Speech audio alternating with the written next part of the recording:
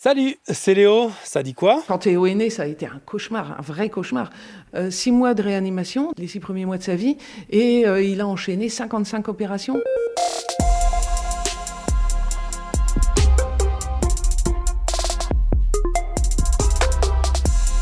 Une petite famille contre un géant de l'agrochimie, procès de la multinationale Bayer Monsanto à partir de ce jeudi au tribunal de Vienne en Isère, accusé d'avoir causé les très graves malformations de Théo, aujourd'hui âgé de 17 ans. Ça fait un peu peur d'être confronté à tout ça quand même. Il est né avec des soucis à la trachée et à l'œsophage et passera maintenant toute sa vie avec une trachéotomie qui lui a volé sa voix, des malformations dues à un pesticide. Sa mère, Sabine Grattalou, ne savait pas qu'elle était enceinte quand elle a utilisé du glyphosate dans son jardin. C'était alors le désherbant le plus utilisé au monde. Quand Théo est né, ça a été un choc, bien sûr, parce qu'on n'était pas informé de ces malformations. Elles n'avaient pas été détectées à l'échographie. C'est même mon mari qui s'est aperçu qu'il y avait un problème, parce qu'il respirait bizarrement, en fait. L'air, une fois qu'il était expiré des poumons, il partait dans l'estomac, donc ça ne marchait pas du tout. S'en sont suivis donc 17 années de bataille judiciaire jusqu'à ce procès qui sera aussi pour toutes les victimes de pesticides dans le monde, selon Théo. Je suis une fleur. Je suis une très jolie fleur.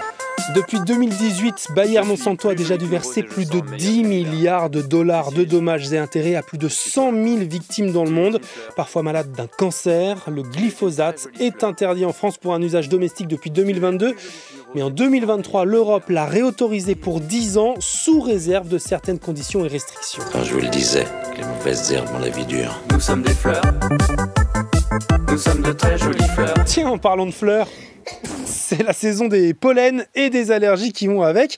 Un tiers des Français sont concernés, alors je me dis que ça peut t'intéresser. Un nouveau dispositif a été lancé hier mercredi, sorte de météo des allergies, géré désormais par Atmo France, jusqu'ici spécialisé dans la surveillance de la pollution de l'air. Et sur sa carte, ce matin, on voit les 2 tiers nord de la France concernés par les allergies au boulot. Pas l'allergie au travail, je te parle bien des fleurs de bétulacées, noisetiers, aulnes, charmes et donc boulot. Nous sommes de très jolies fleurs. Dans l'actu, ce jeudi 3 avril, le monde entier en colère après Donald Trump qui déclare la guerre commerciale. Pendant des décennies, notre pays a été pillé, violé par des pays, des amis, des ennemis, mais ça ne va plus se produire à partir de maintenant. Le président américain met en place des droits de douane pour tout le monde, des taxes pour chaque produit importé aux États-Unis, 10% minimum, 34% pour la Chine et 20% pour l'Union européenne. C'est ce qu'il appelle une déclaration d'indépendance économique et ça va faire mal même à la France, aux producteurs de vin, de fromage, de cosmétiques qui exportent une bonne partie de leur stock aux États-Unis. Par exemple, une bouteille de vin français vendue jusqu'ici $10 aux États-Unis coûtera désormais $12 aux consommateurs américains qui devra donc privilégier un vin américain s'il veut faire attention à son portefeuille. C'est la piquette, Jack! C'est donc le commerce mondial qui est touché par ces annonces du président Trump. Emmanuel Macron va réunir ce jeudi après-midi les représentants des filières concernées et l'Union européenne promet de contre-attaquer en augmentant ses propres droits de douane à elle sur les produits américains qu'on fait venir en Europe, donc comme les pistaches, les amandes, le beurre de cacahuète ou encore le tabasco.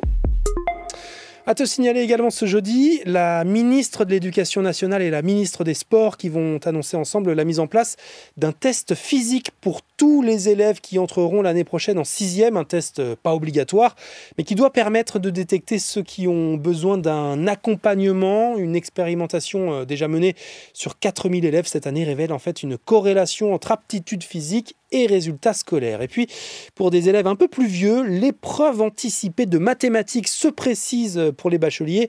Si le projet est bien validé par la ministre, malgré l'opposition des syndicats de profs et des associations de parents, les élèves de première générale et technologique la passeront l'année prochaine en plus de l'épreuve anticipée de français.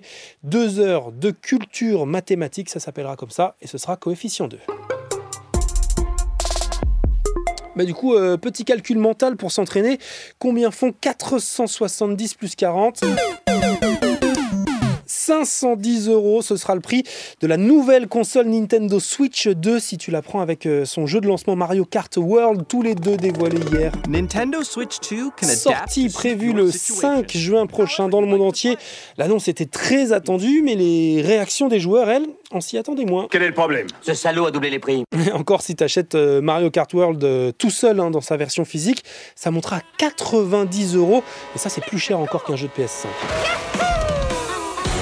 Bon, après, on y retrouvera des circuits inédits et pour la première fois, on pourra se balader en dehors des circuits en mode open world comme dans GTA. En ce qui concerne les évolutions de la console, l'écran intégré à la Switch sera plus grand et avec une meilleure définition. Le dock, lui, sera compatible avec les télé 4K, le son possible en 3D, un micro sera intégré pour permettre le chat vocal et tu pourras télécharger beaucoup plus de jeux avec une capacité de stockage qui va passer de 32 à 256 Go. Encore faudra-t-il pouvoir se les acheter, ces jeux, même dématérialisés. Pas de fleurs de Nintendo, 70 € pour le retour de Donkey Kong. Oui, nous sommes tous des fleurs dans le même bouquet. Des trèfles, des végétales et des orchidées. C'était Léo de France Info. Allez, ciao!